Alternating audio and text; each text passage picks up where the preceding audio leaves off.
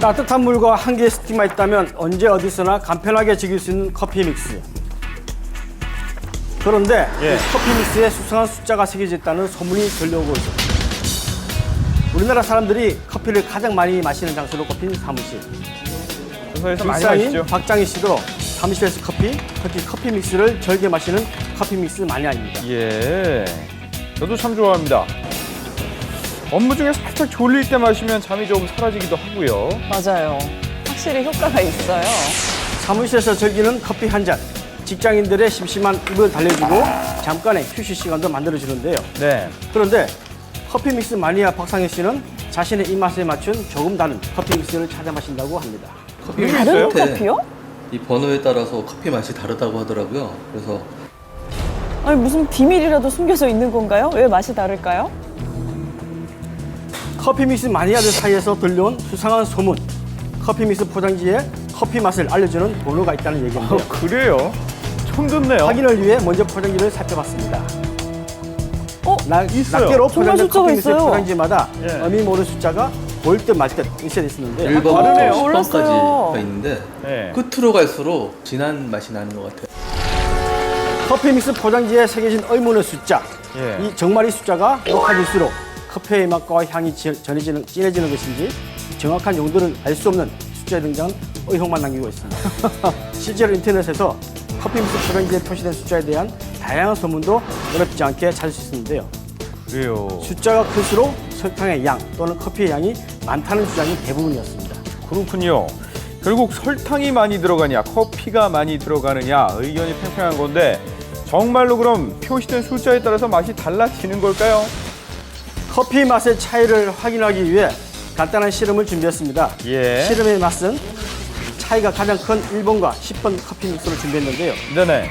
물의 양과 온도, 젓는 사람까지 비슷한 조건으로 두 종류의 커피를 준비했습니다. 자, 맛이 다를까요? 준비된 커피를 가지고 커피에 대해 공부하는 바리스타 과정 학생들을 찾아갔습니다. 두 커피의 맛이 어떻게 다른지 확인을 부탁드리는데 매일매일 다른 커피에 대해 공부하는 것만큼 커피 맛도 아주 민감하겠어요. 뭐 향도 맡아보고요. 또 번갈아 가면서 음미를 해보는데 꼼꼼하네요. 자, 판단이 궁금하죠? 뭐라 그러실까요? 미래 커피 전문가들입니다. 예. 다르긴 한데 이쪽에 향은 좀 이쪽이 더 많이 나요. 아, 달라요? 이게 더 진해요. 그냥 원두향이 더 센 것 같고 얘는 원두향이 조금 약하고 좀 더 달고. 진짜 다른가 본데요? 의견 처음에 궁금한데요? 먹어봤을 때는 저쪽 게 더 단 것 같기도 하다가 그냥 똑같은 맛인 것 같기도 해요. 이게 계속 같이 아, 먹으면 요즘 헷갈리나 보네요. 맛에 대해 다른 의견을 얘기한 학생들, 커피 맛의 비밀이 더 궁금해졌습니다. 그래서 또 다른 실험을 준비했습니다.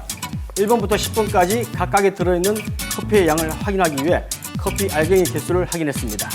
알갱이 횟수요? 이야, 대단한 실험이에요. 1번 커피에는 1042개의 알갱이가, 이야. 2번에는 1079개, 아. 이렇게 10개 모두 비슷한 양의 커피 알갱이가 인간 들어있었습니다. 승리의 이거 대단합니다. 이 중 실험입니다. 1번, 5번, 10번을 골라 무게를 졌는데요. 네.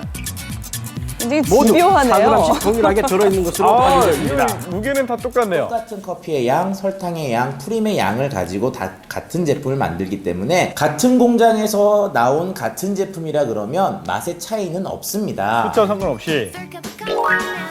예. 그럼 사람들이 말하는 커피 맛의 차이는 왜 생긴 거예요? 할 때 글쎄요. 사용하는 물 물의 때문에 양을 그런가요? 아. 다르게 한다든지 물의 온도가 다른다든지 또는 사람마다 느끼는 느낌이 달랐기 때문에 그렇고요. 기계적으로는 똑같은 함량이 들어가 있다고 볼 수 있습니다. 그래요. 그러면 이게 맛의 표시는 아니라는 거네요. 그럼 커피 믹스 포장지에 새겨진 이 숫자가 도대체 뭘 의미하는 걸까요?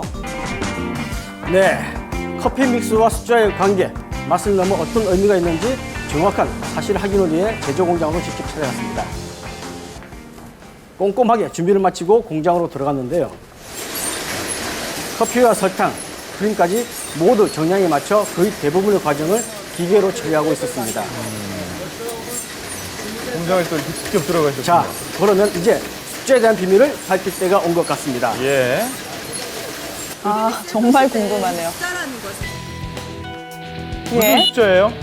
말씀을 해주시죠. 도대체 뭘 의미하는 걸까요? 피미스 표시된 숫자라는 것은 생산 라인의 번호를 의미하는 건데요. 아. 저희가 생산을 할 때 생산 보다 라인 효과적인 번호요? 관리를 위해서 각각의 스틱이 어느 열에서 생산됐는지를 확인하기 위한 품질 관리의 수단입니다.